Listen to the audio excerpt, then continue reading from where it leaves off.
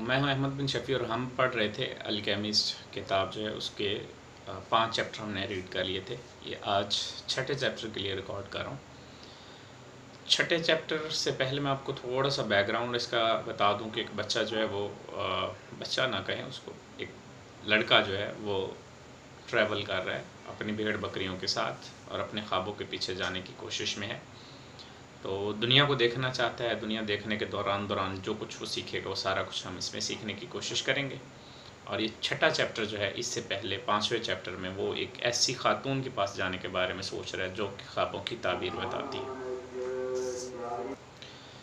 ये थोड़ा सा तफसीली है एक चैप्टर, तो हम इसमें पहले वाले पैटर्न को थोड़ा सा चेंज करेंगे। उसमें हम रीडिंग करने के बाद उस पर थोड़ा सा तबसरा करते थे। अब हम थोड़ा सा रीड किया करेंगे, उसके बाद थोड़ा सा तबसरा उस पर, फिर रीडिंग, फिर तबसरा, और इसको मिक्स करके इस तरीके से लेके चलेंगे। और मैं भी नेक्स्ट आने वाले चैप्टर्स में रीडिंग को कम करने के बाद जो उसका एक ख़लासा पेश करके फिर तबसरे पे बात किया जाए। जो आपकी सुजेशन होगी उस हवाले से हम बात करेंगे। आप अपनी सुजेशन कमेंट बॉक्स में बता सकते हैं। चलते हैं जी छठे चैप्टर की रीडिंग की तरफ। बूढ़ी औरत लड़के को साथ लेकर घर के अक़ब में वाक़या कमरे में गई। इस कमरे को रिहायशी कमरे से झालरों के पर्दे से अलग किया गया था। कमरे में एक मेज़, हज़रत ईसा अलैहिस्सलाम के मुक़द्दस दिल की शबी और 2 कुर्सियाँ थीं। वहाँ औरत खुद बैठी और लड़के से बैठने के लिए कहा। फिर इसने इसके दोनों हाथों को अपने हाथ में लिया और आहिस्तगी से दुआ पढ़ने लगी। ऐसा लगता था जैसे ये हिंदी दुआ है। लड़के को रास्ते में हिंदी दुआओं का तजर्बा था। वो भी सफ़र कर रहे थे, लेकिन उनके पास भेड़ों के रेवड़ नहीं थे। लोगों का कहना था कि हिंदी दुआएं सारी ज़िंदगी दूसरों को धोखा दिया करती हैं। ये भी कहा जाता है कि इनका शैतान के साथ एक मुआहदा है, और ये भी कि वो बच्चों को अगवा करके अपने पुरस्कार कैंपों में ले जाते हैं और अपना गुलाम बना लिया करते हैं। बच्चा होने के बायस लड़का हमेशा मौत से डरा करता था कि इसे कोई अगवा करके ले जाएगा, और यही बचपने का खौफ उस वक्त लौट आया जब औरत ने उसके हाथों को अपने हाथों में पकड़ा था। लेकिन उसके घर पर तो हज़रत ईसा का मुक़द्दस दिल है। इसने अपने तरद्दुद को रफ़ा करते हुए सोचा। वो नहीं चाहता था कि इसका हाथ लर्जना शुरू कर दे और बूढ़ी औरत जान जाए कि वो खौफज़दा है। उसने खामोशी से हज़रत ईसा अलैहिस्सलाम को याद करना शुरू कर दिया। बहुत दिलचस्प, औरत ने उसके हाथ से नज़रें उठाए बगैर कहा, फिर खामोश हो गई। लड़के ने घबराना और उसके हाथों ने हिलना शुरू कर दिया और औरत ने इसे महसूस कर लिया। लड़के ने जल्दी से हाथ पीछे खींच लिए। मैं यहाँ इसलिए नहीं आया कि तुम मेरे हाथों की लकीरों को पढ़ो, लड़के ने यहाँ आने पर अफसोस करते हुए कहा। उसने एक लम्हे के लिए सोचा कि बेहतर होगा अगर मैं इसकी फ़ीस अदा करके बग़ैर कुछ जाने चला जाऊँ, लेकिन वह अपने बार बार नज़र आने वाले ख्वाब को बहुत अहमियत देता था। तुम यहाँ इसलिए आए हो ताकि अपने ख्वाब की ताबीर जान सको, बूढ़ी औरत ने कहा, और ख्वाब खुदा की ज़ुबान होते हैं। जब वो हमारी ज़ुबान में बात करता है तो हम इसकी तफसीर करते हुए जान जाते हैं कि उसने क्या कहा है। लेकिन अगर वो रूहानी ज़ुबान में बात करता है तो फिर इसे तुम ही समझ सकती हो। बहरहाल कुछ भी हो, मैं तुम्हें मशवरे की फ़ीस देने जा रहा हूँ। दूसरा करतब, लड़के ने सोचा, लेकिन उसने फ़ैसला किया कि एक मौका लेना चाहिए। एक गडरिया हमेशा भेड़ों और कहसाली का चांस लिया करता है। भेड़ियों का और कहसाली का चांस लिया करता है, और इसी बायस गडरिया की ज़िंदगी में तवानाई आती है। मैंने एक ख्वाब दोबारा देखा है, इसने कहा। यहाँ तक हम इसको रोकते हैं, इसे पीछे इसको थोड़ा सा डिस्कस कर लेते हैं। अब वो खातून है, उसने उसके हाथ को पढ़ने की कोशिश की और उसके ख्वाब को पढ़ने की या ख्वाब की ताबीर बताने की कोशिश की है। उसने जो भी अपनी मनाजात, जो भी दुआएं वगैरह, जो भी उसका तरीक़ाकार था, उसने वो करने की कोशिश की। बच्चे को थोड़ा सा डर भी आया कि वो जो मामला है, उसने सुना है कि वो मंतर जंतर जो भी पढ़ रहे हैं हिंदी के अंदर है, तो वो उसको देख के महसूस कर रहा था कि शायद ये मारने वाला या बच्चों को कत्ल करने वाला करतब वगैरह, मंतर वगैरह कर रही है। थोड़ा सा वो घबराया भी, और उस खातून ने जो है ना, वो बहुत दिलचस्प एक बात कहा।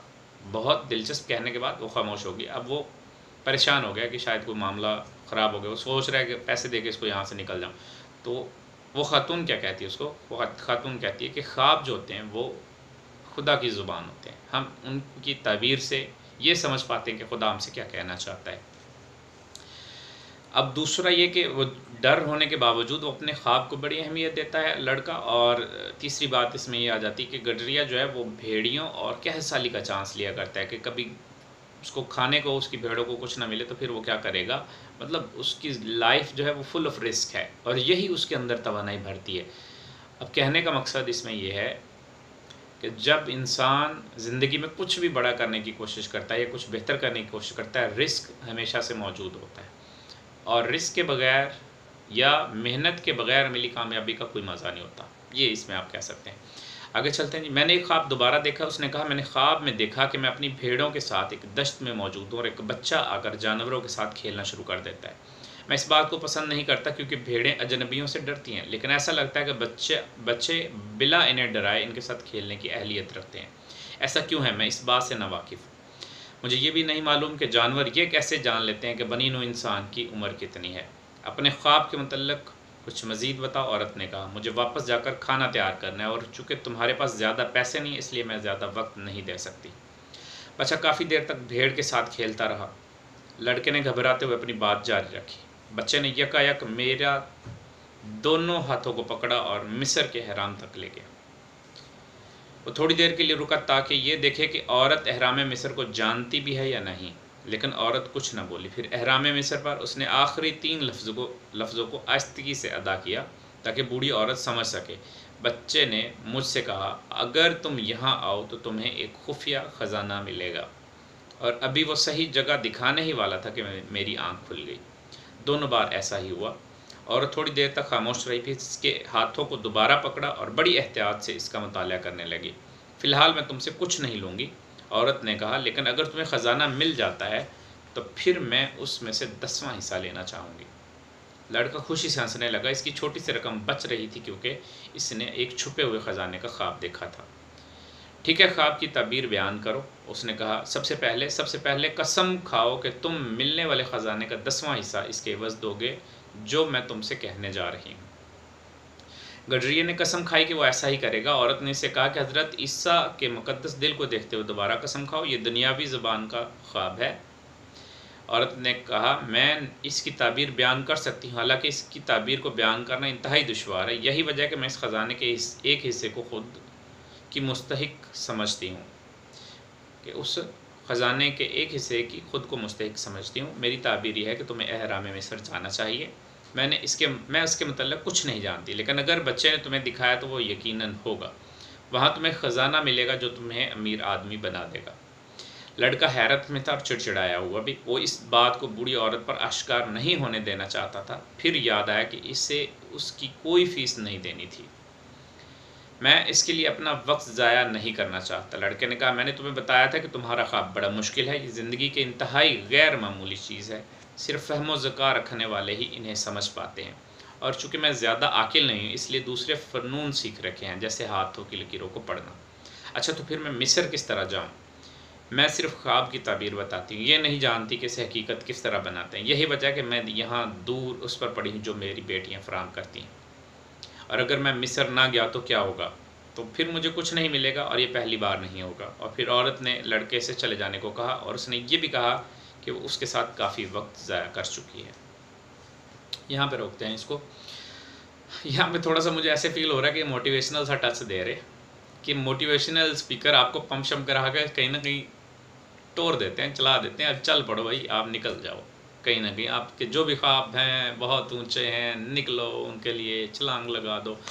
लेकिन वो साथ में ये भी है कि हम यहीं के लिए हैं, हम बस यहीं पे बैठ के बातें बनाएंगे। तो भाई सुने उनकी बातें, ख्वाब अपने हैं, आपको ताबीर खुद करनी है। आगे चलते हैं। चुनाचे लड़का मायूस हुआ। उसने फ़ैसला किया कि वो अब कभी ख्वाबों को नहीं मानेगा। उसे ख्याल आया कि वो बहुत सारी चीज़ों का इससे ख्याल रखना है। वो मार्केट गया ताकि खाने का इंतज़ाम कर सके। इसने अपने लिए किताब जो दूसरी ज़हीम किताब से तब्दील की, और वो एक प्लाज़ा में बेंच पर बैठ गया ताकि इस शराब को चख सके जिसे इसने अभी अभी ख़रीदा था। दिन गर्म था, शराब फ़रहत बख्श थी। भेड़ें शहर के गेट पर उसके एक दोस्त के अस्तबल में थी। लड़का शहर के बहुत से लोगों से वाकिफ़ था, इसी वजह से वो यहाँ आया था। वो हमेशा नए नए दोस्त बनाया करता है, लेकिन सारा वक्त उनके साथ नहीं गुजारता। जब कोई हर दिन एक ही आदमी को देखता रहे, जैसा कि पादरियों की दरसगाह में इसके साथ होता था, तो वो उस शख्स की ज़िंदगी का हिस्सा नहीं बना करता। नतीजतन वो किसी दूसरे शख्स से उसे तब्दील करना चाहता है, और जब वो अपने मतलब के आदमी को नहीं पाता तो बुरा महसूस करता है। हर शख्स का वाज़ेह ख्याल होता है कि वो दूसरे लोगों को अपनी ज़िंदगियाँ किस तरह बसर करनी चाहिए। इसने फ़ैसला किया कि रेवड़ को वापस मैदानों में ले जाने से पहले सूरज को थोड़ा सा मज़ीद नीचे हो जाने दें। अब से 3 दिनों बाद वो ताजर की बेटी के साथ होगा। इसने इस किताब का मुताला शुरू कर दिया जिसे इसने ख़रीदा था। पहले ही सफ़े पर एक तदफ़ीन का अहवाल लिखा होता है। इसमें जिन लोगों का ज़िक्र था इनके नामों का तलफ़्फ़ुज़ अदा करना इंतहाई दुश्वार था। अगर इसने कभी कोई किताब लिखी, इसने सोचा तो एक वक्त में सिर्फ़ एक नाम लिखेगा ताकि पढ़ने वालों को बहुत सारे नाम याद करने की कल्फ़त ना उठानी पड़े। जब वो अपने मुताले पर तवज्जो मरकूज़ करने का अहल हुआ तो उसे एक अच्छी किताब लगी। तदफ़ीन के वक्त बर्फ़बारी का दिन था, उसे सर्दी के एहसास से लुत्फ़ आया। वो अभी पढ़ ही रहा था कि उसके पहलू में एक शख्स ने बैठ के गुफ्तगू करने की कोशिश की। वो क्या कर रहे हैं? बूढ़े शख्स ने पूछा और प्लाज़ा में मौजूद लोगों की तरफ इशारा किया। काम कर रहे हैं, लड़के ने ज़ाहिर करते हुए कि वो अपने मुताले पर तवज्जो मरकूज़ करना चाहता है, रूखे अंदाज में से जवाब दिया। हकीकत यह थी कि वो ताजर की लड़की के सामने भेड़ों का बाल उतारने के मुतल्लिक़ सोच रहा था ताकि वो देख ले कि वो मुश्किल काम करने की अहलियत रखता है। वो कई बार पहले भी इस मंज़र को तसव्वुर में देख चुका था। हर बार लड़की महसूर हो जाती और वो इस बात की वजाहत करता कि भेड़ के बाल पीछे से आगे की तरफ काटते हैं। भेड़ के बाल उतारते वक्त उसने कुछ ऐसी ही कहानियों को याद करने की कोशिश की। इन कहानियों को उसने किताबों में पढ़ा था, लेकिन इसे वो यूँ बयान करेगा जैसे वो उसके अपने तजर्बात हो। इसे हकीकत का कभी इल्म नहीं हो सकेगा क्योंकि वो पढ़ना जानती ही नहीं। यहाँ पर इसको थोड़ा सा ब्रेक लेते हैं और अपनी किताब का ही असल में इसने का जो पालो कोएल्हो ने अपनी ही किताब अल्केमिस्ट का इसमें ज़िक्र कर दिया कि वो जब भी किताब लिखेगा इस तरह लिखेगा कि एक ही नाम हो उसमें। अभी तक उसने नाम देखे बहुत कम इस्तेमाल किए हैं, लड़के का नाम इस्तेमाल नहीं किया, लड़का ही कहा है उसको, ठीक है। और यहाँ पे औरत कहा है, बूढ़ी औरत कह दी है, लड़की कह दी है, इसी तरीके से काम चला रहा है। एग्जैक्ट नाम उनके नहीं बता रहा क्योंकि ब्राज़ील का है वो, ब्राज़ील में नाम भी काफ़ी पेचीदा से होते हैं लोगों के, तो ये इसी अंदाज में लेके जा रहा है इस कहानी को कि लिखने वाला इस तरीके से लिखे कि पढ़ने वाले को आसानी रहे। किताब के हवाले से उसने एक अच्छी बात बता दी इसमें। फिर दूसरा ये कि वो तवज्जो काम की तरफ जहन में हम जब पढ़ रहे होते हैं, ख्याल कहीं और पर, निगाहें कहीं, निशाना कहीं, वही बात हुई पड़ी है इसकी भी। और एंड पे मोटिवेशनल स्पीकर्स को ही थोड़ा सा पंजा लगा गया कि वो कहानियाँ इस तरीके से ही सुनाएंगे कि सारा कुछ हमारे साथ ही बीता है। वो किसी एक मशहूर मोटिवेशनल स्पीकर के बारे में कहा जाता था कि कहीं चुटकुला है, वैसे तो बुरा ना मनाइएगा, वो था कि सिवाय बच्चा जन्म देने के इनके साथ हर किस्म का वाक़या जो है वो पूरी दुनिया में ये इनके साथ बीत चुका है। जो भी इनकी कहानियाँ हैं सारा कुछ इनके साथ ही बीता है, हर कहानी इनके अपने ऊपर ही फिट आती है। तो ये असल में वो यही कहता है कि जो मैंने किताबों में पढ़ा होगा वो भी मैं अपना बना के पेश कर दूँगा। अब दोबारा आ जाते हैं जी वापस। इस दौरान बूढ़ा शख्स बार बार गुफ्तगू करने की कोशिश करता रहा। इसने कहा कि वो न सिर्फ थका हुआ बल्कि प्यासा भी है और दरख्वास्त की कि आया वो लड़के की शराब से घूंट ले सकता है। लड़के ने ये सोचते हुए बोतल दे दी कि शायद वो इसे तन्हा छोड़ दे, लेकिन बूढ़ा शख्स तो बातें करना चाहता था। चनाचा पूछा कि वो कौन सी किताब पढ़ा। लड़का सख्ती से मुजाहरा करते हुए दूसरे बेंच पर चला गया, लेकिन उसके वालिद ने बताया था कि बड़ी उम्र के लोगों का एहतराम करना चाहिए। चनाचे इसने किताब उस शख्स के हवाले कर दी। इसकी दो वजूहात थी। पहली ये कि उसे ख़ुद नहीं मालूम था कि किताब का नाम सही कैसे तलफ़्फ़ुज़ के साथ अदा करना है, और दूसरी वजह थी कि इस बूढ़े शख्स को पढ़ना नहीं आता तो वो शर्मिंदा होगा और मुमकिन है वो ख़ुद बेंच की तब्दीली का फ़ैसला कर ले। बूढ़े ने किताब को चारों तरफ देखने के बाद कहा जैसे ये कोई अनोखी चीज़ है। ये एक अहम किताब है लेकिन अजरदा कर देने वाली, दुख देने वाली है ये किताब। लड़के को धचका लगा कि बूढ़ा ना सिर्फ पढ़ना जानता है बल्कि इसने किताब को पहले ही पढ़ रखा है, और अगर ये किताब अजरदा करने वाली जैसे कि बूढ़े ने राय ज़नी की तो उसके पास अब भी इतना वक्त था कि वो उसे किसी दूसरी किताब से तब्दील कर ले। इस किताब में वही बातें हैं जो आम दूसरी किताबों में होती। बूढ़े शख्स ने अपनी बात जारी, उसमें बताया गया कि लोग अपनी किस्मत संवारने में क्यों नाकाम रहते हैं। इसका इख्तिताम एक कहावत पर होता है कि हर शख्स दुनिया के बड़े झूठ पर यकीन कर लेता है। दुनिया का सबसे बड़ा झूठ क्या है? लड़के ने इंतहाई हैरत के साथ पूछा। वो ये है कि हम अपनी ज़िंदगी के ख़ास लम्हे में अपने साथ होने वाले वाक़यात पर कंट्रोल नहीं रखते और हमारी ज़िंदगियों पर किस्मत का कंट्रोल हो जाता है। ये दुनिया का सबसे बड़ा झूठ है। आप ये समझ सकते हैं कि ये जो लाइन है ये इस पूरी किताब का सबसे अहम मकाम है। ये सबसे अहम बात है इस पूरी किताब की। किस तरीके से, और भी बहुत ज़्यादा अहम अहम बातें आनी हैं, लेकिन ये इस लिहाज से अहम और इसको ख़ास अहमियत इसलिए दे रहा हूँ कि इसमें वो सबक बताया है जो पूरी किताब पढ़ के हमने सीखना है। सबक ये है कि हम सारा कुछ किस्मत पे छोड़ के बैठ जाते हैं। जो वाक़या हमारे साथ होता है हम कहते हैं किस्मत में ऐसा था, जबकि इस पूरी किताब में हमने यही सीखना है कि किस्मत इंसान ख़ुद लिखता है, एफ़र्ट इंसान ख़ुद मारता है, तो फिर उसकी जो पूरी कायनात है उसकी जुस्तजू में शामिल हो जाती है। और इसमें बड़ों के अदब के बारे में भी बताया, तरीक़ाकार के बारे में भी बताया, बेहतरी कैसे उसने लेके आया उसमें। अब मेरे साथ तो कभी ऐसा नहीं हुआ, लड़के ने कहा, वो कहता है कि मेरे साथ तो ऐसा कभी नहीं हुआ कि मैं दुनिया का सबसे बड़ा झूठ मैंने तो नहीं पढ़ा।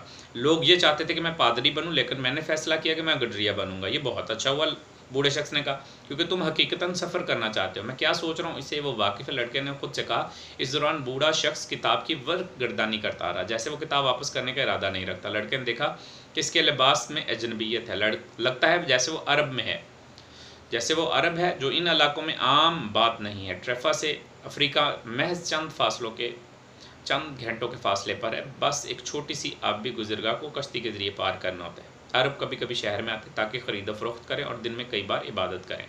तुम कहाँ से आए हो? लड़के ने पूछा। बहुत सी जगहों से, बूढ़े ने अब जवाब दिया उसको। कोई भी शख्स बहुत सी जगहों से नहीं आ सकता, लड़के ने कहा। मैं एक गडरिया हूँ, मेरा तल्लक बहुत सी जगहों से है, लेकिन मैं सिर्फ एक ही जगह से आया हूँ, एक ऐसे शहर से जो कदीम महल के करीब है, और ये वही जगह जहाँ मैं पैदा हुआ। तो फिर मैं ये कह सकता हूँ कि मैं सालम में पैदा हुआ।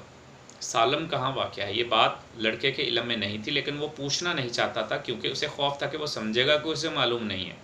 वो कुछ देर तक प्लाज़ा के लोगों को देखता रहा। हर शख्स आ जा रहा था और लगता था कि सब ही लोग मसरूफ़ हैं। अच्छा, सालम कैसा? इसने पूछते हुए कोशिश की ताकि कोई इशारा मिल जाए। वो हमेशा की तरह ही है। कोई इशारा तो नहीं मिला, लेकिन वो इतना ज़रूर समझ गया कि सालम अंदलिसा जैसा नहीं है, या अंदलिसा में नहीं है। अगर ये रहा होता तो उसका नाम उसने पहले सुन रखा होता। और तुम सालम में क्या करते? उसने इसरार किया। मैं सालम में क्या करता हूँ? हाँ, मैं सालम का बादशाह हूँ। लोग अजीब तरह की बातें करते। लड़के ने सोचा, कभी यही बेहतर होता कि भेड़ों के साथ रहा जाए जो कुछ भी नहीं कहती।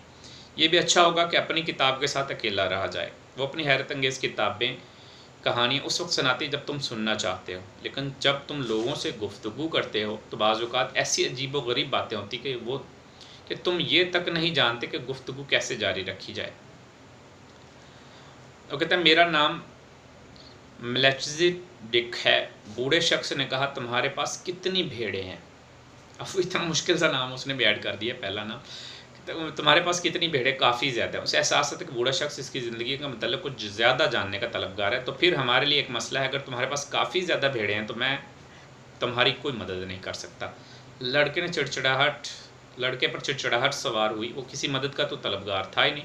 ये तो खुद बूढ़े शख्स ने मुझसे शराब मांगी थी, तो गुफ्तगू शुरू कर दी थी। मेरी किताब वापस दो, मुझे जाकर अपनी भेड़ों को इकट्ठा करना और फिर चलने की तैयारी करनी। तुम अपनी भेड़ों का 10वां हिस्सा मुझे दे दो, मैं तुम्हें छुपे ख़जाने को हासिल करने की तरकीब बताऊंगा। लड़के को अपना ख्वाब याद आ गया और फिर यकायक हर बात साफ़ हो गई। बूढ़ी औरत ने तो कोई फ़ीस वगैरह नहीं ली थी, लेकिन बूढ़ा शख्स, जो शायद इसका शोहर हो, इसे कुछ ही ज़्यादा ही पैसे का हसूल दरकार है, वो भी उस चीज़ के मतलब मालूमात फ़राहम करने के बदले जिसका वजूद तक नहीं। बूढ़ा भी शायद जिप्सी पाको हिंद से तल्लक रखने वाले खाना बदोश कौम है। लेकिन इससे पहले कि लड़का कुछ कहे, बूढ़ा आदमी झुका, एक लकड़ी उठाई और प्लाज़ा की रेत पर लिखने लगा। इसके सीने से एक चमक मुनक्किस हुई जो इतनी शदीद थी कि लड़का थोड़ी देर के लिए बसीरत से महरूम हो गया। इसने इंतहाई फुर्ती के साथ, जो इस उम्र में दुश्वार थी, इस लड़के ने जो कुछ भी था अपने लिबादे में छुपा लिया। जब इसके देखने की सलाहियत बहाल हुई तो लड़का इस काबिल हो गया कि वो रेत पर लिखी हुई तहरीर को पढ़ सके। इस छोटे से शहर के प्लाजे की रेत पर लड़के ने अपने वालदा और इस दरसगाह का नाम पढ़ा जहाँ इसने तालीम हासिल की थी। इसने ताजर की बेटी का नाम भी पढ़ा जिसे वो ख़ुद भी नहीं जानता था। इसने मज़ीद ऐसी बातें भी पढ़ी जिसे इसने कभी किसी को नहीं बताई थी। यहाँ पे 6ठे चैप्टर का एंड हुआ है और इसमें एक नाम का इजाफ़ा किया कि नाम आ गया, बादशाह आ गया सालम का, और वो जानता है इसके बारे में कुछ ना कुछ, इसको इशारा दे रहा है कि वो इसके ख्वाब के बारे में भी जानता है। और ये डर भी गया थोड़ा सा कि शायद इसकी बीवी ने बता दिया, और वो जो तवक्को कर रहा है कि वह बीवी वही है, ट्राइफा वाली खातून जिसने ख्वाब की ताबीर बताई थी। वो यही सोच रहा है कि इसने ख्वाब उस आदमी से, उस औरत से सुना है और आगे मुझे अब बेवकूफ़ बनाने की कोशिश कर रहा है और भेड़ बकरियों का 10वां हिस्सा मांग रहा है। और इसी तरीके से एक गुफ्तगू हुई है उनके दरमियान। ये सारा कुछ आपको समझ में आ गया होगा। अब नेक्स्ट चलते हैं हम अगले चैप्टर की तरफ, 7वें चैप्टर की तरफ।